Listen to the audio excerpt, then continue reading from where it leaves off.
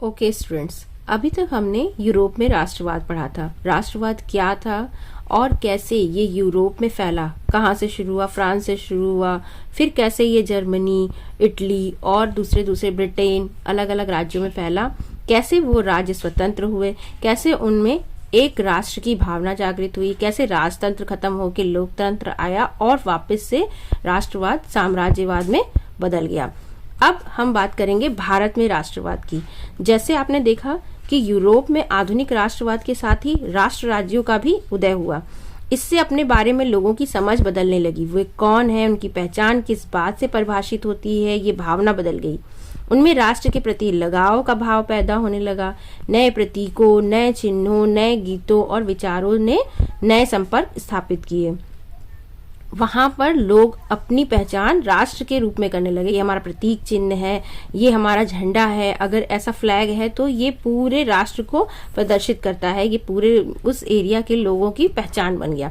तो इस तरह से जैसे वहां राष्ट्रवाद फैला, वैसे कैसे भारत में राष्ट्रवाद फैला, कैसे भारत के लोगों के अंदर ये भावना आई कि जो विदेशी हमारे ऊपर राज कर रहे हैं, हमें इनसे मुक्ति पानी चाहिए और हमें एक स्वतंत्र प्रजातंत्र की स्थापना करनी चाहिए।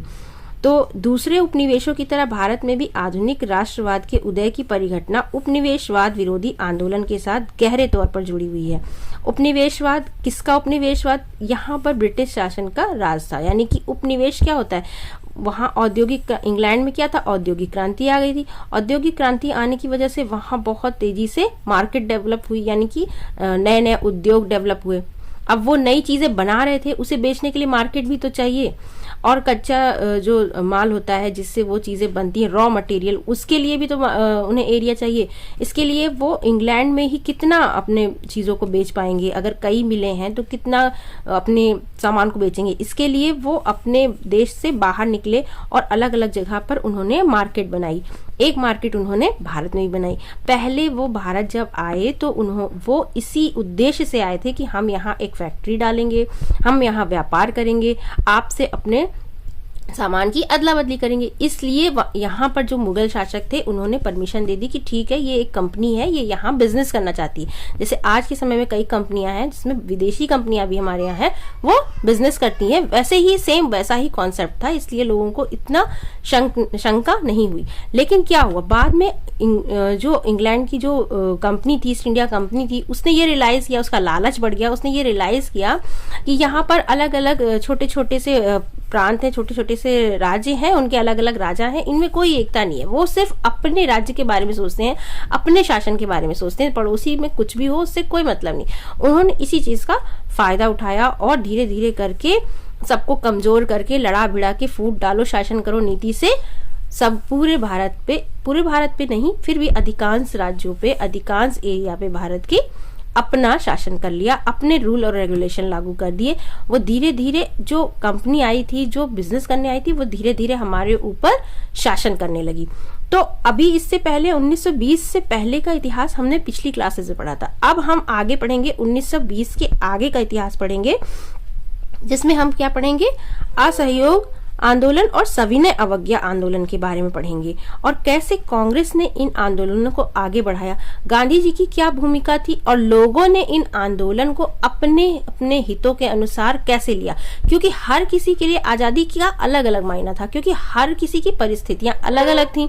तो वो अपनी परिस्थितियों से आजादी चाहते थे, मतलब जो जिस परिस्थिति में था उसको लगता था मुझे इससे मुक्ति मिलना ही मेरी आजादी है।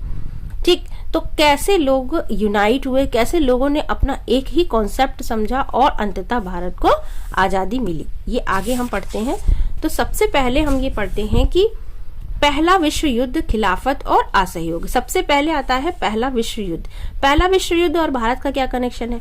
देखिए, जब पहला विश्व युद्ध वहां हो रहा था, कहाँ, यूरोप में जब विश्व युद्ध हो रहा था, इसके पहले वाले चैप्टर में हमने कहाँ खत्म किया था? हमने साम्राज्यवाद पर खत्म किया था। मैंने ये बताया था कि साम्राज्यवाद की भावना विकसित हो गई। बाल्कन जो देश थे उस पे अपना अधिकार पाने के लिए जो बड़े बड़े राज्य थे, जैसे फ्रांस हो गया, ब्रिटेन हो गया और रूस हो गया, इन सब, क्योंकि ये सब ताकत पा चुके थे, अपने देश को संपन्न कर चुके थे, अपने देश को वेल सेटल्ड कर चुके थे। तो अब इनकी इच्छा बढ़ गई थी कि अब इससे आगे बढ़ा जाए, और यही आगे बढ़ने की साम्राज्यवाद की भावना की वजह से उनके बीच में टकराव होने लगा, क्योंकि हर कोई चाह रहा था जो बाल्कन सिटीज कमजोर पड़ चुकी हैं, जो बाल्कन राष्ट्र कमजोर पड़ चुके हैं, उनके बीच में टकराव चल रहा है, उसके ऊपर अधिकार पाले। क्यों? क्योंकि उनके पास बहुत अच्छे अच्छे संसाधन थे। तो इसलिए जब ये टकराव की स्थिति हो गई तो वो ही स्थिति बढ़ते बढ़ते, वही टकराव बढ़ते बढ़ते उसने विश्व युद्ध का रूप ले लिया और पहला विश्व युद्ध हुआ। यहां तक हमने लास्ट चैप्टर में पढ़ा था। अब विश्व युद्ध तो हो रहा है यूरोप में, लेकिन उसका असर भारत पे हम पढ़ रहे हैं। क्यों? क्योंकि भारत के ऊपर किसका राज था? ब्रिटिश का राज था, और ब्रिटिश कहाँ थे? विश्व युद्ध में इन्वॉल्व थे। तो जब ब्रिटिश वहां पर विश्व युद्ध कर रहे थे, जब वहां विश्व युद्ध में इन्वॉल्व थे, तो उसका आर्थिक और राजनीतिक दोनों तरह का असर हुआ विश्व युद्ध का भारत पर। क्यों? क्योंकि जो चीजों की उन्हें जरूरत थी, भाई युद्ध जो होता है उसमें बहुत सारी चीजों की जरूरत पड़ती है, उसमें पैसे की भी जरूरत पड़ती है, उसमें इंसानों की भी जरूरत पड़ती है, सैनिक की भी जरूरत पड़ेगी। तो जिस चीजों की भी जरूरत पड़ रही थी वो यहाँ से भारत से ड्रेन कर रहे थे, भारत से ले रहे थे। तो सीधा सीधा असर विश्व युद्ध का भारत पर आ रहा था। यहाँ की आर्थिक नीतियां और राजनीतिक नीतियां बदल गई थी, स्थितियां बदल गई थी। अब क्या है? रक्षा व्यय में भारी इजाफा हो गया था। रक्षा व्यय क्या होता है? जैसे मिसाइल है, गन्स हैं, बुलेट्स हैं, ये सब खरीदने, ये अब युद्ध हो रहा है तो इन सब की रिक्वायरमेंट ज्यादा है, तो इन सब का खर्चा ज्यादा बढ़ गया था। और खर्चे की भरपाई के लिए युद्ध के नाम पर कर्ज लिया जा रहा था, और कर बढ़ा दिए गए, टैक्स बढ़ा दिए गए थे, सीमा शुल्क बढ़ा दिया गया था। सीमा शुल्क यानी कि जो व्यापारी हैं, व्यापार करने के लिए आ रहे हैं, उनको जो टैक्स देना पड़ता था वो और ज्यादा देना पड़ रहा था। जो बाहर से लोग आ रहे हैं उन पे और टैक्स बढ़ा दिया गया, और इनकम टैक्स शुरू कर दिया गया। युद्ध के दौरान कीमतें यानी महंगाई बढ़ गई। युद्ध के दौरान जो चीजें थी, जो दाम था उसमें इजाफा कर दिया गया। 1913 से 1918 के बीच कीमतें दुगना हो गई थी, जिसके कारण आम लोगों को मुश्किलें हो रही थी। जाहिर सी बात है कि अगर महंगाई बढ़ेगी तो जो आम जनता है, जो गरीब जनता है, उसके लिए मुश्किलें बढ़ ही जाएंगी। इसके साथ साथ क्या हो रहा था कि उन्हें सैनिकों की भी जरूरत थी, तो वो गांवों में जाकर सिपाहियों को जबरन भर्ती कर रहे थे। जबरदस्ती वो अपनी सेना में लोगों को पकड़ पकड़ के भर्ती कर रहे थे कि आपको हमारी तरफ से लड़ना होगा विश्व युद्ध में। तो ये तो बहुत गलत बात है ना। आपकी लड़ाई आप जानो, लेकिन आप जबरदस्ती किसी दूसरे को भर के वहां मरने के लिए ले जाके छोड़ दे रहे हो। ठीक है। फिर 1918 से 1919 और 1920 से 1921 में देश के बहुत सारे हिस्सों में फसल भी खराब हो गई। अब ये तो परिस्थितियां चल ही रही थी, साथ में क्या हो गया कि 18, 19 और 20, 21 में बहुत सारे जगहों पे फसल भी खराब हो गई। अब फसल भी खराब हो गई, टैक्स भी बढ़ गया है, नए नए आयकर और ये सब टैक्स भी लग रहे हैं, जबरन भर्ती भी की जा रही है। मतलब अब देखिए, जो इंसान, भाई भर्ती किसकी होगी? जो यंग लोग होंगे, जो जवान लोग हैं, वो उनको तो सेना में भेज दिया गया। अब घर में काम करने वाला पता चला किसी का एक ही व्यक्ति था, वो सेना में चला गया, उसका काम कैसे चल रहा है? ऊपर से जो फसल थी वो भी खराब हो गई। इसके साथ खाद्य पदार्थों का भारी अभाव हो गया। अब जो खाने के लिए उन्हें फसल से चीजें कम से कम खाने को मिल रही थी, अब वो खाने के भी लाले पड़ने लगे। इसके साथ क्या हुआ? फ्लू की बीमारी फैल गई। फ्लू की बीमारी भी फैल गई। और क्या हो गया था?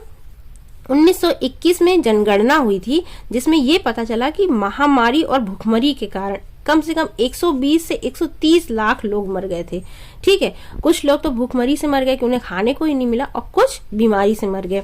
अब लोगों को उम्मीद थी कि युद्ध जब खत्म हो जाएगा तो उनकी मुसीबतें खत्म हो जाएंगी, लेकिन ऐसा नहीं हुआ।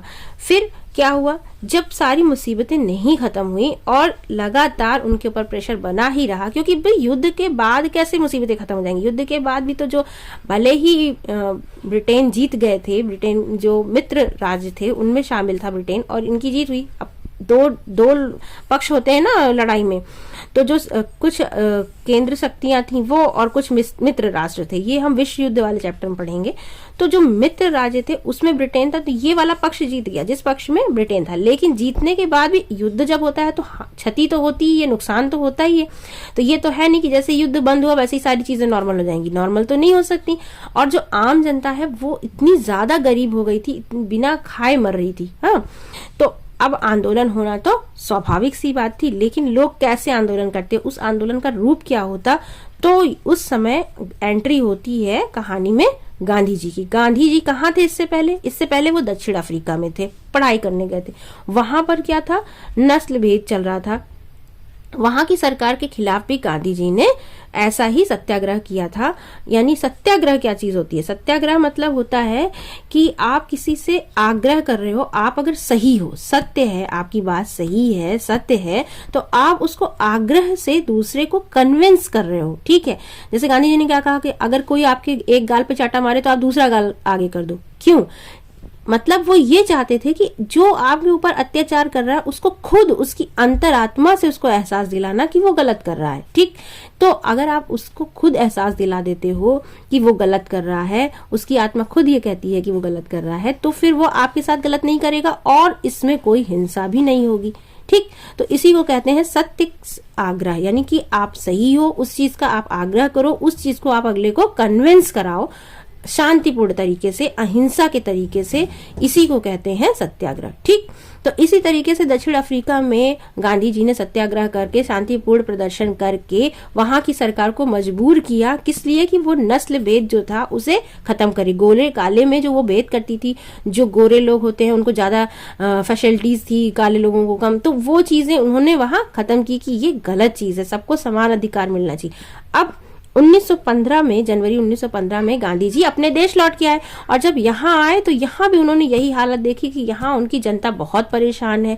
ब्रिटेन उनके ऊपर बहुत सारे अत्याचार कर रहा है, उनसे काम कर रहा है, लेकिन उन्हें कुछ मजदूरी नहीं दी जा रही है, उन्हें उनका पारिश्रमिक नहीं दिया जा रहा है, और तो और उन्हें मजबूर किया जा रहा है उनकी जरूरत के हिसाब से ना काम करके सरकार की, यानी ब्रिटेन सरकार की जरूरत के हिसाब से काम करने के लिए। ठीक है, तो इन सारी चीजों के खिलाफ उन्होंने आंदोलन किया। जब वो वापस आए 1915 में तो कई स्थानों पर जैसे कि बिहार के चंपारण इलाकों में वो गए, वहां पर उन्हें बुलाया गया, वो गए वहां पर।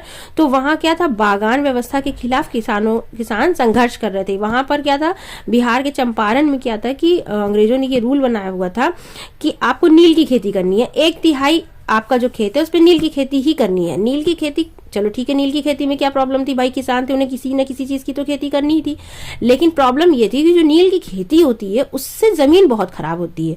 ठीक, आपने खेती कर दी, आपने जो फसल, और ये भी नहीं है कि जो आपकी फसल उगी उसका आपको वाजिब दाम मिल जाए, वो दाम अंग्रेज डिसाइड करते थे, अपने हिसाब से खरीदते थे, भले वो उससे बहुत ज्यादा उन्हें आर्थिक लाभ होता था, लेकिन वो किसानों को बहुत कम लाभ देते थे। एक तो ये नुकसान, दूसरा उनकी जमीन भी खराब हो जाती थी, तो नहीं चाहते थे किसान ये खेती करना, लेकिन उनके ऊपर ये चीज थोपा जा रहा था। इसका विरोध करने के लिए उन्होंने गांधी जी को बुलाया, गांधी जी ने आंदोलन किया और लोगों, किसानों की बात मानी गई और ये आंदोलन सफल रहा। उसके बाद वो गए गुजरात के खेड़ा में। गुजरात के खेड़ा में फसल खराब हो जाने के कारण, प्लेग की महामारी फैल जाने के कारण जो किसानों के ऊपर टैक्स लगाया जा रहा था वो नहीं चुका पा रहे थे। किसानों का कहना था कि इस टैक्स को कम किया जाए, तो इसके लिए भी गुजरात में भी आंदोलन किया गया गांधी जी के द्वारा और वो भी सफल रहा। वो उनका लगान, किसानों का लगान कम करवाने में सफल रहे। इसके बाद तीसरा उन्होंने किया था, सूती कपड़ा कारखानों में मजदूरों के बीच सत्याग्रह था अहमदाबाद में। वहां भी गांधी जी ने सुलह कराई मिल मालिक और मजदूरों के बीच में, जहां मजदूर चाह रहे थे कि उनकी सैलरी थोड़ी इंक्रीज की जाए, लेकिन मिल मालिक नहीं कर रहे थे, तो आंदोलन करा के शांतिपूर्वक तरीके से गांधी जी ने उनका सॉल्यूशन निकाला, तो ये आंदोलन भी सफल रहा। अब इसके बाद क्या होता है, जब अंग्रेजों ने ये देखा कि ये आदमी जो है जगह जगह पर जाकर आंदोलन करके, वो भी शांतिपूर्ण, जब कोई शांति से आपसे कह रहा है तो आप उससे जबरदस्ती तो लड़ाई नहीं कर सकते, तो उनको एक डर बैठ गया कि यार इस तरह कर करके तो ये सब जगह पॉलिसी ही हमारी फेल कर देगा। तो उन्होंने एक रूल, एक एक्ट लाया, रॉलेट एक्ट। इसमें क्या था, रॉलेट एक्ट ये था कि अगर सरकार को शंका हो जाती है, शासन को शंका हो जाती है कि ये हमारे विरोध में काम कर रहा है, तो उसको पकड़ के 2 साल तक जेल में डाल सकते हैं और उसके ऊपर कोई मुकदमा भी नहीं किया जाएगा। तो ये एक जबरदस्ती का नियम था। तो इसके लागू होने के बाद बहुत सारे लोगों ने इसका विरोध भी किया कि ये तो भाई जबरदस्ती का नियम है। तो इस जो है दमन को दबाने के लिए बलपूर्वक दबाया अंग्रेजों ने कि नहीं, इसका विरोध किया, जो इसका विरोध कर रहा उसको पकड़ के जेल में डाल दिया गया। गांधी जी को जो है वो दिल्ली में उनका प्रवेश पे पाबंदी लगा दी गई। और बहुत ही सारे नेताओं को पकड़ पकड़ के जेल में डाल दिया गया। 10 अप्रैल को पुलिस ने अमृतसर में एक शांतिपूर्ण जुलूस पर गोलियां भी चला दी। इसके बाद लोग भड़क गए। जब गोलियां चला दी गई, उनका दमन किया जाने लगा, तो लोग भड़क गए। लोगों ने क्या किया, फिर लोग बैंक, डाक खानों और रेलवे स्टेशन पर हमला करने लगे। जब हिंसा भड़क गई, हमला करने लगे, तो अंग्रेजों ने मार्शल लॉ लागू कर दिया। और मार्शल लॉ क्या होता था, जैसे एक कर्फ्यू टाइप का लॉ, कि कोई कहीं पर लोग इकट्ठा नहीं होंगे, लोग जो है प्रदर्शन नहीं करेंगे, और अगर वो ऐसा करते हैं तो जो शासन है वो उस प्रदर्शन को, विरोध को दबाने के लिए कोई भी कार्रवाई कर सकता है। जैसे आपके यहाँ कर्फ्यू लागू कर दिया जाता है, 144 धारा लागू कर दी जाती है, उसी टाइप का मार्शल लॉ था। अच्छा, जब ये मार्शल लॉ लागू हो गया, उसके कुछ दिन बाद यानी 13 अप्रैल को ही जलियांवाला बाग हत्याकांड हुआ। जलियांवाला बाग एक बाग था अमृतसर में, उसमें एक ही एंट्रेंस था। लोग वहां बैसाखी के दिन इकट्ठा थे, शांतिपूर्ण तरीके से प्रदर्शन कर रहे थे, लेकिन जनरल डायर वहां पहुंच गए, जिनके हाथ में उस समय ये कमांड थी इस एरिया की। उन्होंने प्रवेश वाले हिस्से को बंद कर दिया। यही एक एग्जिट और अंदर जाने का रास्ता था। अब इसको बंद कर दिया और सारे सैनिक चारों तरफ फैल गए और सबने अंधाधुंध गोलियां चलाई। जितने लोग वहां थे उसमें हजारों लोग मर गए, कुछ लोग घायल भी हो गए। तो जब ये जलियांवाला बाग हत्याकांड हुआ, इसकी खबर लोगों तक फैली तो लोगों का गुस्सा भड़क गया। फिर धीरे धीरे हड़तालें होने लगी, लोग पुलिस से मोर्चा लेने लगे, लोग सड़क पर उतरने लगे, सरकारी इमारतों पर लोग हमला करने लगे, क्योंकि लोगों के अंदर बहुत ज्यादा आक्रोश आ गया। सरकार ने इन कार्रवाइयों को निर्ममता से कुचलने की कोशिश की, यानी बहुत बलपूर्वक, मतलब लाठियों से मार के, पीट के, गोलियां चला के इस तरह से कुचलने की कोशिश की। सरकार लोगों को अपमानित और आतंकित करना चाहती थी ताकि लोग डर जाएं और विरोध ना करें। उसके लिए उन्होंने क्या किया, लोगों को कोड़े मारे और साहिबों को सलाम करने के लिए मजबूर किया। यहाँ तक कि गुजरावाला गांव एक पंजाब का था, उस पे बम भी गिराया। तो जब चारों तरफ हिंसा फैलने लगी तो महात्मा गांधी हिंसा बिल्कुल भी नहीं चाहते थे, इसलिए उन्होंने आंदोलन वापस ले लिया। ठीक, अब उसके बाद क्या, ये जो रॉलेट सत्याग्रह था ये बहुत बड़ा तो था, लोगों का बहुत सारा समर्थन तो इसको था, लेकिन ये सीमित था। कहाँ तक, शहरों और कस्बों तक। लेकिन गांधी जी ये चाहते थे कि जो आंदोलन हो उसमें सभी शामिल हो, यानी कि भारत के गांव की भी जनता उसमें शामिल हो, छोटे तबके के भी लोग, मतलब हर लेवल तक आंदोलन हो, हर जनता, हर तरह की जनता इसका विरोध करे, अंग्रेजी सरकार का विरोध करे, तभी ये संभव है ना। तो इसके लिए उन्होंने ये सोचा कि जो उस समय एक जब विश्व युद्ध खत्म, देखिए विश्व युद्ध, विश्व के स्तर पर विश्व युद्ध की घटना चल रही है और हमारे यहाँ ये सारे आंदोलन चल रहे हैं। जब विश्व स्तर पर कोई घटना हो रही है उसका असर हमारे देश पे तो पड़ना ही है। तो हुआ क्या, जब विश्व युद्ध के दौरान जो दूसरा पक्ष था उसमें इटली भी था। ठीक, इटली क्या था, ऑटोमन साम्राज्य था, वहां मुस्लिमों का साम्राज्य था, और जो ब्रिटेन और मित्र राष्ट्र थे उन्होंने इनको हरा दिया। अब जो हार गया है वो तो भाई दब गया है। तो ये अफवाह फैलाई गई कि जो जीते हुए राज्य यानी ब्रिटेन है, फ्रांस, ये लोग, अमेरिका है, ये लोग जो जीत गए हैं, इन लोग जो हारे हैं मुस्लिम साम्राज्य के खलीफा, यानी खलीफा धर्म गुरु जो होते हैं, उनके ऊपर कोई बहुत कठोर संधि लगाने वाले हैं, कठोर नियम लगाने वाले हैं। ठीक है, तो इसी के लिए खिलाफत आंदोलन चलाया गया। इसके खिलाफ, यानी अपने खलीफा, अपने धर्म गुरु की रक्षा के लिए, उनका साथ देने के लिए दुनिया भर में जितने मुस्लिम थे उन्होंने अपना संगठन बनाया, उन्होंने एक खिलाफत आंदोलन चलाया। वैसे ही हमारे देश में भी जो मुस्लिम थे वो इकट्ठा होकर क्या है, खलीफा की तात्कालिक शक्तियों की रक्षा के लिए 1919 में बंबई में एक खिलाफत समिति का गठन किया गया था। मोहम्मद अली और शौकत अली बंधुओं के साथ साथ कई युवा मुस्लिम नेताओं ने इस मुद्दे पर संयुक्त जन कार्रवाई की संभावना तलाशने के लिए महात्मा गांधी के साथ चर्चा शुरू कर दी। तो मतलब कहने का ये था कि खिलाफत आंदोलन भी चल रहा था मुस्लिमों का। तो गांधी जी ने ये सोचा कि एक आंदोलन ऑलरेडी चल रहा है, उसमें लोग यूनाइट हैं, उसमें लोग जुड़े हुए हैं, वो आंदोलन कर रहे हैं, उनके अंदर एक आग है, तो क्यों ना हम उसका इस्तेमाल करें, अपने आंदोलन को उसके साथ मिला दें। इसलिए गांधी जी ने ये सोचा हिंदू और मुस्लिम दोनों को मिला के आंदोलन करते हैं, तो खिलाफत आंदोलन को असहयोग के साथ मिला देना चाहिए। अच्छा, असहयोग ही क्यों? असहयोग का मतलब क्या होता है कि किसी का आप सहयोग कर रहे हो वो वापस ले लेना। गांधी जी की उस दौरान एक पुस्तक आई थी 1909 में, कौन सी? हिंद स्वराज, जिसमें उन्होंने ये लिखा था कि कुछ भारतीय ही हैं जिनके सहयोग से ब्रिटिश हमारे यहाँ शासन कर रहे हैं। कोई इतने बड़े देश पर बाहरी आकर कैसे शासन कर सकता है बिना किसी घर वाले के सहयोग के? तो उन्होंने यही कहा कि जो ब्रिटिश हमारे यहाँ रूल कर रहे हैं, शासन कर रहे हैं, वो भारतीयों के सहयोग से ही कर रहे हैं और आगे भी ये भारतीयों का जब तक सहयोग मिलेगा तब तक ये शासन चलता रहेगा, तब तक अंग्रेजों को हम उखाड़ के फेंक नहीं पाएंगे।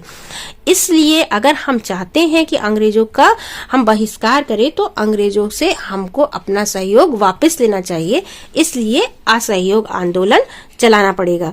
तो असहयोग आंदोलन के कई चरण थे। असहयोग आंदोलन का मतलब आप किस किस लेवल पे जो अंग्रेजी सरकार है उसका विरोध करोगे। तो यहाँ पर ये सरकार द्वारा दी गई पदवियां लौटा देनी चाहिए, सरकारी नौकरी, सेना, पुलिस, अदालत, इस विधायी परिषदों, स्कूलों और विदेशी वस्तुओं का बहिष्कार करना चाहिए। अगर सरकार दमन का रास्ता अपनाती है तो व्यापक सविनय अवज्ञा आंदोलन चलाया जाएगा। ठीक है, तो इस तरह से अलग अलग तरीके से जो सुविधाएं आपको मिली हुई हैं अंग्रेजी सरकार की तरफ से उसको आप वापस कर दीजिए, उसका आप विरोध करिए, स्वदेशी अपनाइए। कांग्रेस में बहुत सारे लोग ऐसे थे जिनको ये प्रस्ताव पसंद नहीं आ रहा था। कांग्रेस में बहुत सारे लोग ऐसे थे जो ये चाहते थे कि विधायी परिषद का चुनाव हो, उसमें ये लोग चुनाव जीते, उसके बाद आगे वहां संसद में जाएं और अपनी मांग रखें कि हमें कैसा देश चाहिए, आप हमारी मांगे पूरी करो।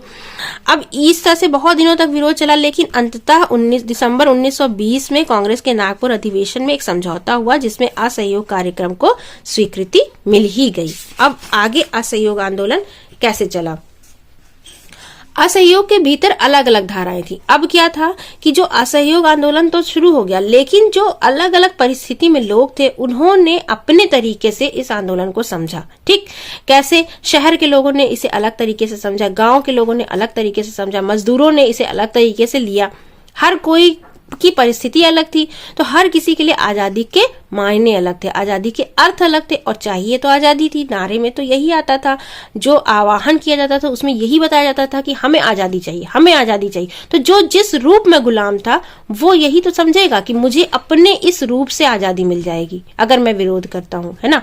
तो वही हुआ। इस असहयोग आंदोलन का अलग अलग जगह पर अलग अलग परिस्थिति में अलग अलग अर्थ लोगों ने निकाला और अपने तरीके से विरोध किया। कैसे?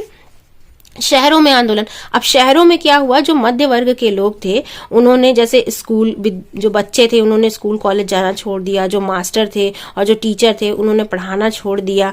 हाँ, वकीलों ने मुकदमे लड़ना बंद कर दिया और मद्रास के अलावा ज्यादातर प्रांतों में परिषद चुनावों का बहिष्कार किया गया। मद्रास में गैर ब्राह्मणों द्वारा बनाई गई जस्टिस पार्टी का मानना था कि काउंसिल में प्रवेश के जरिए उन्हें वे अधिकार मिल सकते हैं जो सामान्य रूप से ब्राह्मणों को मिल पाते हैं। तो सिर्फ एक यही पार्टी थी मद्रास में, जस्टिस पार्टी। जो कभी लीग से अलग कोई काम होता है तो वो इम्पोर्टेंट हो जाता है। तो आप इस पार्टी का नाम याद रखिए कि जस्टिस पार्टी एक ऐसी पार्टी थी जिसने सिर्फ बहिष्कार नहीं किया था चुनाव का, बाकी सबने चुनाव का बहिष्कार कर दिया था। आर्थिक मोर्चे पर भी असहयोग किया जा रहा था। कैसे? जो आर्थिक यानी कि जो विदेशी सामान आ रहे थे उनका विरोध किया जाता था कि उन्हें नहीं खरीदना है, भारतीय सामान को आपको खरीदना है। और जो शराब की दुकानें उसकी पिकेटिंग की गई, पिकेटिंग यानी कि उसको घेर लिया गया, उसमें प्रवेश नहीं करने दिया जा रहा था लोगों को। और जो विदेशी कपड़े हैं उनको जलाया गया, विदेशी सामानों को जलाया गया और ये कहा गया कि हम स्वदेशी ही अपनाएंगे। इससे कपड़े का आयात घट गया, 102 करोड़ से 57 करोड़ तक घट गया। और बहुत सारे व्यापारी जो विदेशी चीजों का व्यापार करने या विदेशी व्यापार में पैसा लगाने से इनकार कर दिया। इस तरीके से जो स्वदेशी है उसको बढ़ावा तो मिला, हाँ, और विदेशियों का विरोध तो हुआ। लेकिन ये विरोध कितने दिन तक चल पाता? बहुत दिन तक ये विरोध चल नहीं पाया। क्यों? क्योंकि अगर आप किसी चीज को मना कर रहे हो तो आपके पास वैसा संसाधन भी तो होना चाहिए कि आपका जीवन चल सके। अब जो बच्चे हैं स्कूल जा रहे हैं, पढ़ रहे हैं, अब उनकी पढ़ाई का भी तो नुकसान हो रहा है। कितने दिन तक बच्चे पढ़ेंगे नहीं? कितने दिन तक आदमी अपने काम पर नहीं जाएगा तो खाएगा क्या? टीचर है और वकील है, सब जो सरकारी कर्मचारी हैं, अगर वो काम नहीं करेंगे तो वो जीवन यापन कैसे करेंगे? उसके लिए अल्टरनेट नहीं था। और कोई अपनी स्वदेशी संस्थाएं इतनी एफिशिएंट नहीं थी, सरकारी स्कूल इतने अच्छे नहीं थे कि बच्चे वहां जाके पढ़ सकें। यहां तक कि जो सरकारी कपड़े थे, जो भारतीय कपड़े थे, जो स्वदेशी चीजें थी, वो अफोर्ड करना मुश्किल था भाई। वो महंगे पड़ते थे क्योंकि वो हाथ से बनते थे, उनमें लागत ज्यादा लगती थी, और जो मशीनों से बनते थे वो सस्ते होते थे, तो गरीब आदमी उसको नहीं खरीद सकता था, नहीं पहन सकता था। इसलिए धीरे धीरे ये आंदोलन कमजोर पड़ता गया और लोग धीरे धीरे वापस अपने काम पर जाने लगे। अब क्या है, ग्रामीण इलाकों में विद्रोह कैसा था, जैसे शहर में विद्रोह हो रहा था वैसे ग्रामीण और किसानों और आदिवासियों के बीच में भी विद्रोह हो रहा था। अवध में सन्यासी बाबा रामचंद्र किसानों का नेतृत्व कर रहे थे। बाबा रामचंद्र इससे पहले फिजी में गिरमिटिया मजदूर थे। गिरमिटिया क्या होता है, एग्रीमेंट के तहत तो मजदूर। अब एग्रीमेंट को मजदूरों ने, अपने जो पढ़े लिखे लोग नहीं थे वो एग्रीमेंट को धीरे धीरे वो बदलते बदलते गिरमिट हो गया, है ना। वो है एग्रीमेंट, लेकिन अब वो बोल तो पाएंगे नहीं, इसलिए वो एग्रीमेंट को गिरमिट बोलते हैं, तो गिरमिटिया मजदूर नाम पड़ गया। होता क्या था कि जो यहाँ के लोग थे इनको पकड़ पकड़ के फिजी में ले जाया जाता था मजदूरी करने के लिए। फिजी, वियना, वेस्ट इंडीज, इन सारे इलाकों में मजदूरी कराई जाती थी एग्रीमेंट के तहत। तो उन्हीं मजदूरों को गिरमिटिया मजदूर कहते थे। वहां से वो लौट के आए थे, कौन, सन्यासी बाबा रामचंद्र। तो उन्हें यहाँ के किसानों का दर्द समझ में आता था, तो उन्होंने इनका नेतृत्व किया। और किसानों को बेगारी करनी पड़ती थी, भारी भरकम लगान देना पड़ता था, उनसे बहुत ज्यादा टैक्स लिया जाता था, और उनके पट्टे निश्चित नहीं थे। उन्हें बार बार पट्टे की जमीन से हटा दिया जाता था ताकि वो जमीन पे अपना अधिकार न कर सकें। और फिर इस सब चीजों से किसानों की मांग थी कि लगान कम कर दिया जाए, बेगार को खत्म कर दिया जाए, दमनकारी जमींदार का सामाजिक बहिष्कार किया जाए। तो इन सारी चीजों, और नाई धोबी सुविधाओं से वंचित किया गया। विरोध करने के लिए नाई धोबी बंद का फैसला किया गया। तो इन सारी चीजों का जो है, ये सारी जो परिस्थितियां थी, इन सारी चीजों का विरोध किया गया। असहयोग आंदोलन के चलते इन लोगों ने भी अपना आंदोलन किया, और उस आंदोलन में इन लोगों ने इन सारी चीजों का विरोध किया। वहां पर नेहरू जी भी गए, गांव के लोगों से मिले, बातचीत की। वहां पर उन्होंने एक अवध किसान सभा का गठन भी किया, और धीरे धीरे महीने भर में ही गांवों के संगठन 300 से ज्यादा शाखाएं बन गई। और इन लोगों ने, लेकिन ये क्या थे, ये किसान थे कि छोटे तबके के लोग थे, इनके अंदर बहुत ज्यादा सब्र नहीं था। तो धीरे धीरे क्या हुआ, ये असहयोग आंदोलन अहिंसक रूप से चलना चाहिए था, लेकिन लोग धीरे धीरे हिंसक होना शुरू कर दिए। उन्होंने ताल्लुकदारों और व्यापारों के मकानों पर हमले किए, बाजारों में लूटपाट होने लगी, अनाज के गोदामों पर कब्जा होने लगा। बहुत सारे स्थानों पर स्थानीय नेता किसानों को समझा रहे थे कि गांधी जी ने ऐलान किया है कि अब कोई लगान नहीं भरेगा, गरीबी हट जाएगी और गांधी जी सबको जमीन देंगे। इस तरीके से गांधी जी का नाम ले लेके लोग उल्टी सीधी बातें बताने लगे, तो किसान भी भोले भाले वो भड़क गए। तो इस यहाँ तक देखिए, यहाँ एक उदाहरण दिया है, आंध्र प्रदेश की गुडे पहाड़ियों में 1920 के दशक में शुरुआत हुई एक उग्र गुरिल्ला आंदोलन की। गुरिल्ला आंदोलन चलने लगा। गुरिल्ला क्या होता था कि वो छुप जाते थे जंगलों में जाके, और फिर कुछ दिनों बाद आते थे, हमला करते थे, लड़ाई करते थे, और फिर भाग जाते थे, छुप जाते थे। इसको कहते थे गुरिल्ला नीति। तो अंग्रेज सरकार ने बड़े बड़े जंगलों में लोगों के जाने पे पाबंदी लगा दी थी। वहां से आप वहां अपने मवेशी नहीं चरा सकते, वहां जो जलावन लकड़ियां उसे नहीं ले सकते, फल नहीं ले सकते। तो जो आदिवासी थे तो वो तो हमेशा जंगल में ही रहते थे। उनको ये लगता था, उनकी आर्थिक हानि तो हो रही थी, रोजी रोटी की पर तो असर पड़ रहा था, लेकिन उनके भावनाएं भी आहत हो रही थी, क्योंकि हमेशा से वो जंगल में रहे, जंगल उनका घर है। तो उनको ये लग रहा था कि उनके परंपरागत अधिकार भी छीने जा रहे हैं। और जब सरकार ने उन्हें सड़कों के निर्माण के लिए बेगार करने पर मजबूर किया, यानी कि जबरदस्ती उनसे, ना उनको कोई पारिश्रमिक भी नहीं मिलना है, लेकिन उन्हें काम करना है, सड़क बनवाना है, तो लोगों के अंदर बगावत की भावना आ गई। तो लोग भड़क गए और उन्होंने फिर उनका विरोध करना शुरू कर दिया। और उस समय अल्लूरी सीताराम राजू एक उनके लीडर थे, जिन्होंने इस पूरे आंदोलन का नेतृत्व किया। बाद में अंग्रेजों ने उन्हें फांसी पे लटका दिया। हालांकि वो बहुत ही लोकप्रिय थे आदिवासियों के बीच में। अब अगला रूप हम देखते हैं बागानों में स्वराज। बागानों यानी कि जो बागान में काम करते थे, चाय के बागानों में काम करते थे, वहां पर एक एग्रीमेंट होता था 1859 के इनलैंड इमाइग्रेशन एक्ट था। इसके तहत क्या होता था कि जो बागान मजदूर काम करते थे वो बिना परमिशन के घर नहीं जा सकते थे, अपने घर वापस नहीं जा सकते थे, वो वहीं उनको रहना था। तो अब एक जगह उनको रोक दिया गया, तो वो अब कोई घर नहीं जा सकता, तो वो कैसे काम करेगा? उसे अपने घर जाने का मन करता था और जबरदस्ती उनसे काम कराया जाता था, बहुत ज्यादा काम कराया जाता था। और उन्हें बिल्कुल आज़ादी नहीं थी, वो बागान छोड़ के नहीं जा सकते थे, मजदूरी भी कम मिलती थी। तो इस तरह से वो बहुत ज़्यादा फ्रस्ट्रेट हो गए थे, बहुत ज़्यादा परेशान हो गए थे। और जब ये आंदोलन के बारे में उन्होंने सुना तो उन्हें ये लगा कि गांधी जी उन्हें अपनी इस परिस्थिति से आज़ादी दिलाएंगे, गांधी जी सबको खेत देंगे, ज़मीन देंगे, सब अपने घर जाओ, काम करो। तो वो भी अपने जो मिल थी उसे छोड़ छोड़कर भागने लगे।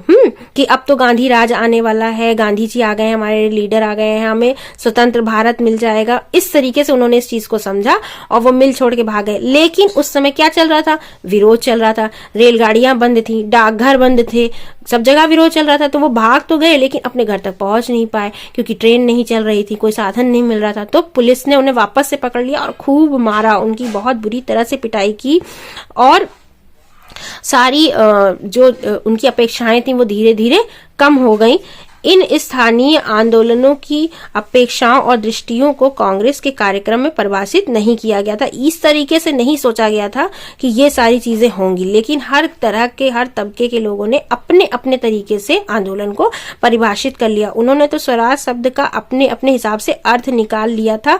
उनके लिए यह एक ऐसे युग का द्योतक था जब सारे कष्ट और सारी मुसीबतें खत्म हो जाएंगी। फिर भी जब आदिवासियों ने गांधी जी के नाम का नारा लगाया और स्वतंत्र भारत की हुंकार भरी, तो वे एक अखिल भारतीय आंदोलन से भी भावनात्मक स्तर पर जुड़े हुए थे। मतलब वो ये उनके अंदर ये भावना आ गई थी कि पूरा हमारा देश है, भारत है, इसे आजादी मिलेगी, हम आजाद होके रहेंगे।